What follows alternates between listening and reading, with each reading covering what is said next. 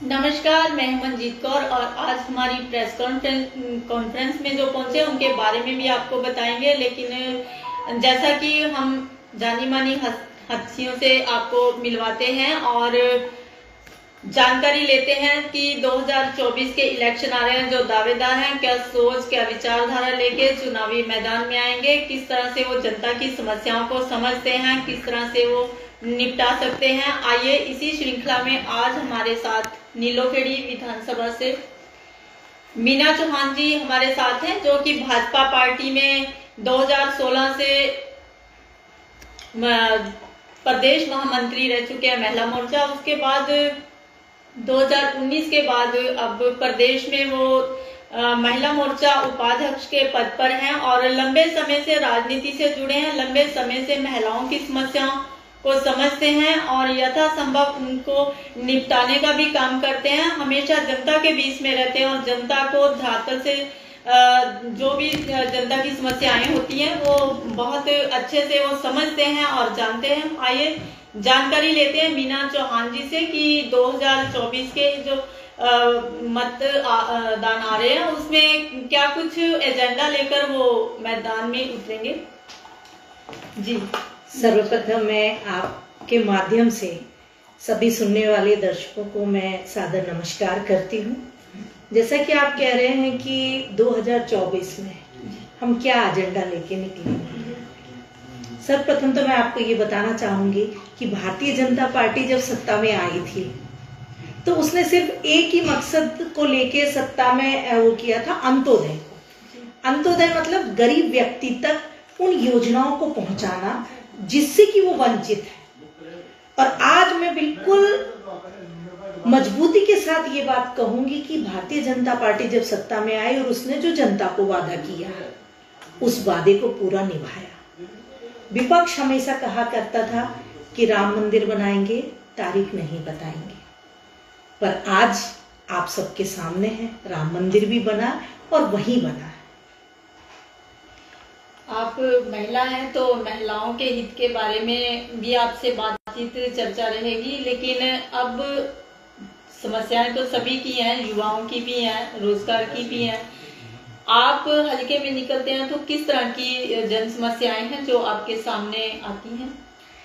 देखिए, मैं लगभग 20 सालों से पूरी सक्रिय राजनीति में हूँ।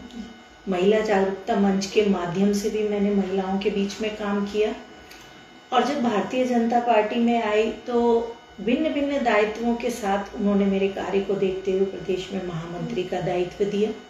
उसके बाद निरंतर मैं उपाध्यक्ष, महिला मोर्चा की उपाध्यक्ष, तो पूरे प्रदेश का हमने महिलाओं का नेतृत्व भी किया।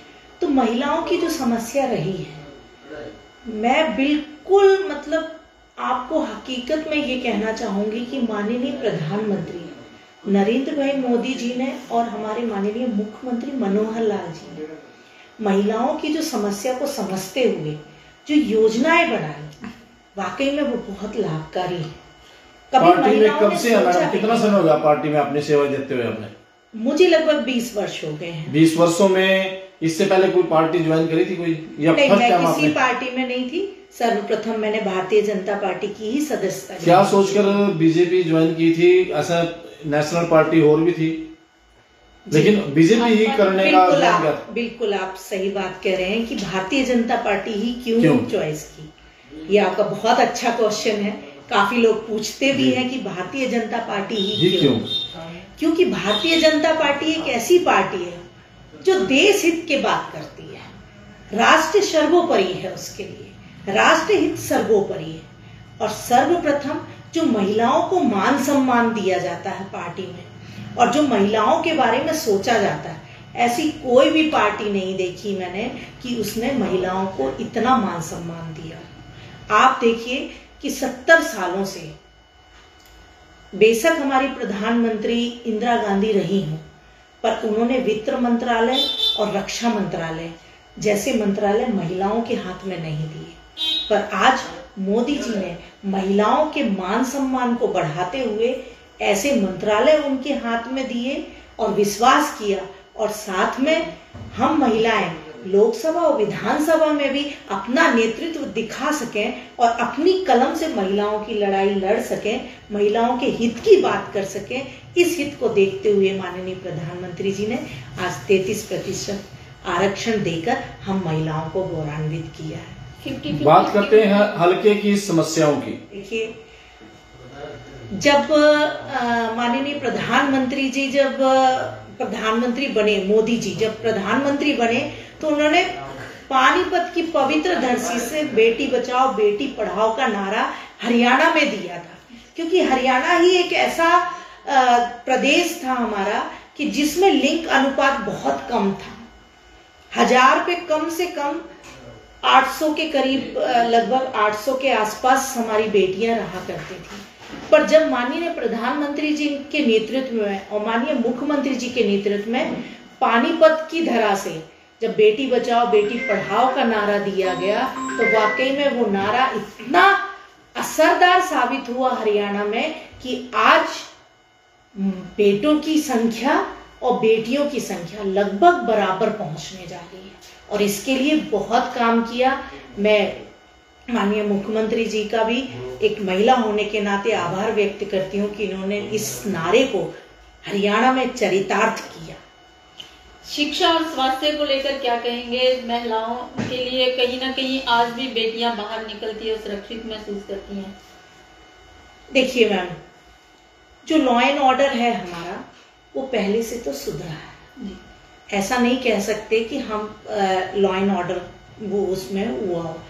पहले जब और सरकारें हुआ करती थी, उन्होंने तो बेटी या महिलाओं के लिए कुछ सोचा ही नहीं था। आज बेटियां कम से कम बाहर निकल के सर्विस कर रही हैं, जॉब कर रही हैं और बेझिझक होके घर भी लौट रही हैं।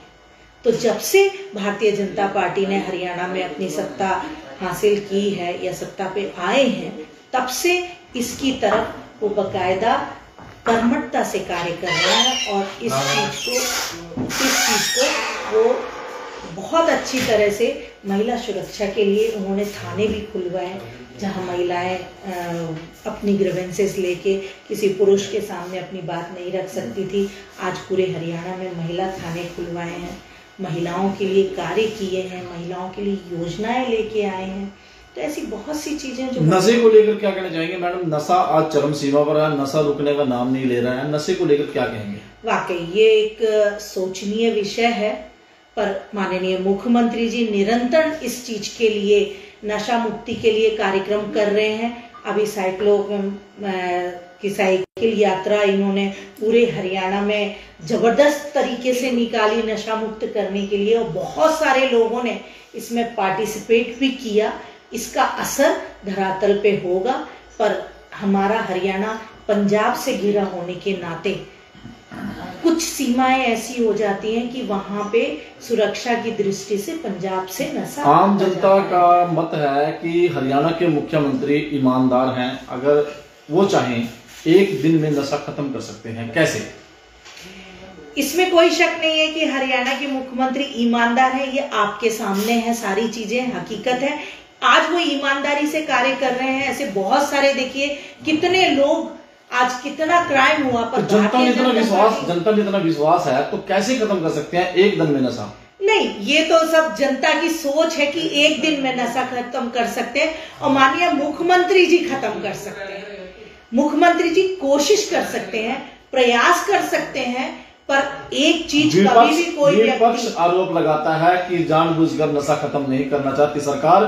इस बारे में आप क्या कहेंगे? मैं विपक्ष से खुद पूछना चाहूंगी कि हरियाणा की बॉर्डर से पंजाब लगा हुआ है, पंजाब में विपक्ष ने कितना नशा खत्म कर दिया, और वो चाहे तो अपना नशे को लगाम लगा सकते हैं, पर उन्होंने तो भरपूर तरीके से नशा को और फैलाने का काम किया है विपक्ष ने। और इसका कारण क्या मैडम? नशा कैसे रुक सकता है? आपके विचार क्या है, और इसको नशे को कैसे हद तक रोका जा सकता है? देखिए, ये सब चीजें तो किसी एक व्यक्ति के करने से नहीं होती है। माननीय मुख्यमंत्री जी हमारे बहुत कर्मठता के साथ निरंतर इस नशे के खिलाफ कार्यवाही कर रहे हैं। किसकी वजह से बढ़ रहा है नशा? ये भी कुछ जांच का विषय है, आपकी राय क्या है? देखिए, नशा तो आजकल क्या है कि छोटे छोटे बच्चे जो युवा हैं वो आजकल इसकी लुफ्त में ज्यादा आ रहे हैं और लोग उसको प्रलोभन दे के थोड़ा सा भी कुछ वो दे देते हैं, लालच दे देते हैं। और इसका कारण क्या है? कारण देखिए थोड़ा सा ये है कि बच्चों का ध्यान शिक्षा की तरफ नहीं है। घर में हमारे जो पेरेंट्स हैं, पहले महिलाएं घर में रहा करती थी, आज की डेट में महिलाएं भी बाहर कामकाज के लिए निकल रही हैं। कहीं ना कहीं इसका कारण एक लगता है बेरोजगारी ज्यादा बढ़ चुकी है, ये भी कारण हो सकता है।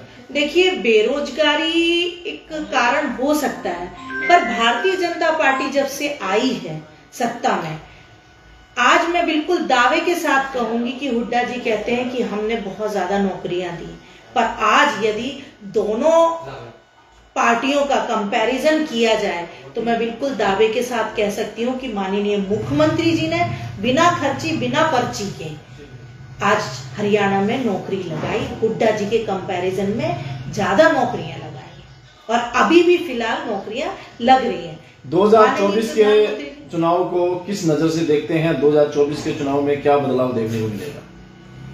देखिए 2024 का बदलाव तो पूरा भारतवर्ष ही देख रहा है कि आज पिछले 10 सालों में माननीय प्रधानमंत्री जी के नेतृत्व में आज जो भारत ने एक नया आयाम पूरे विश्व में हासिल किया है और आज जो हमारी आर्थिक स्थिति थी वो भी हमारी बढ़ी हुई है।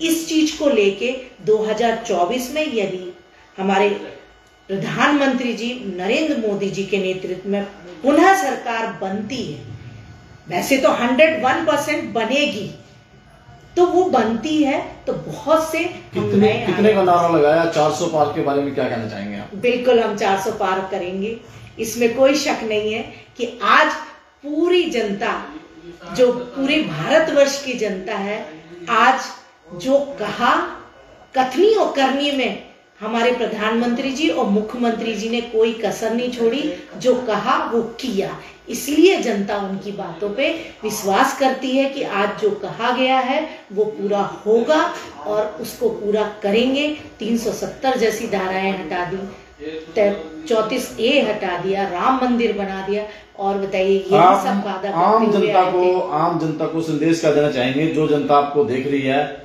और अपनी विधानसभा को लेकर क्या जनता से अपील करेंगे?